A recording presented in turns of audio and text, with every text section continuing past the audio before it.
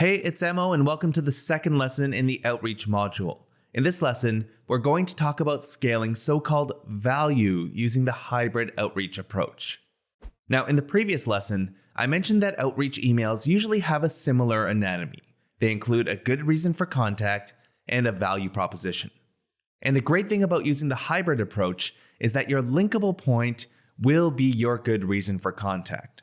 For example, if they have an outdated stat, your reason for contact is to tell them about it and share new data. Or if they've mentioned a specific tactic like the 50-30-20 budget rule, then you can use that to set the context of the conversation. Now, finding a value proposition that appeals to the majority is the tough part, because value is subjective to the person receiving the email. But because the hybrid approach forces you to segment prospects, your value propositions can be more impactful because of the similar attributes that prospects have in a given segment. Now, there's no set list of value propositions because it depends highly on the context of your linkable point. But a good way to start brainstorming value props is to think about how your reason for contact impacts prospects and their audiences. For example, a while back, I was working on a natural health site and noticed that an article from a large publication was recommending to consume cinnamon to lose weight because of a chemical compound called cinnamaldehyde. Now, a top leading essential oils expert specifically states in his book that you should not consume too much cinnamaldehyde because it can kill you. So, how many people are saying this? Well, with a search like this in Content Explorer, you'll see that there are hundreds of pages. So, we have our reason for contact that's going to set the context of our email.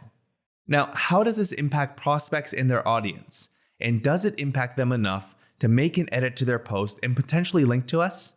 Well, if someone follows their tips, there could potentially be lost lives and lawsuits. So in my eyes, there was potential for a pretty strong pitch.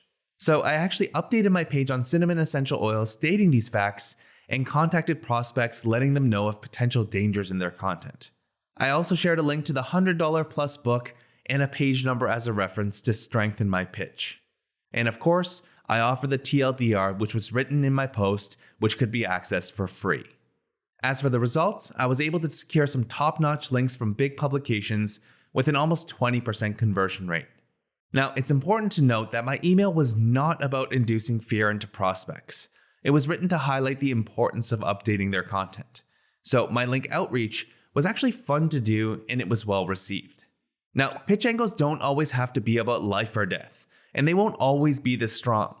But sometimes, that isn't even necessary to get good results. I'll give you an example from our SEO stats campaign. As a quick refresher, we noticed that a competing page had a ton of backlinks because of the stat 93% of online experiences begin with a search engine. And that stat was super outdated and not even on the target page, making all links based on that stat irrelevant. Now, the reason for contact is that the 93% stat they mentioned isn't on the page. But to be frank, this reason is no better than saying, you have a broken link.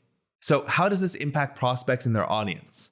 Well, the truth is that most people won't care because everyone has outdated content on their site, and it's impossible to keep everything up to date at all times.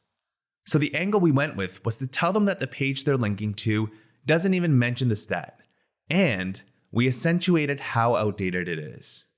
We said something along the lines of, that stat is actually 14 years old.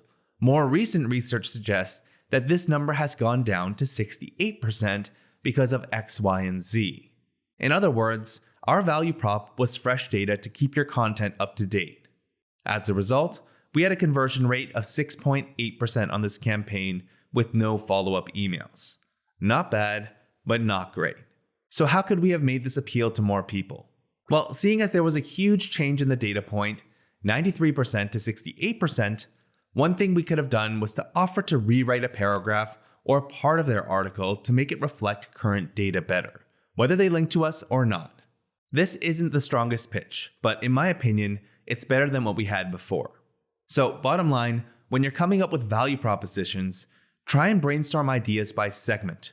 Use your reason for contact as a starting point to understand how linking to you will impact prospects and benefit their audience. It's not an easy exercise, but you'll find that strong value propositions that are tied to your linkable point will A, create a very easy to write outreach email, and B, can lead to incredible conversion rates for link acquisition. Now, when people use templates, the result is usually a robotic sounding email. And that's likely the reason why the majority of outreach emails in your inbox seem like spam.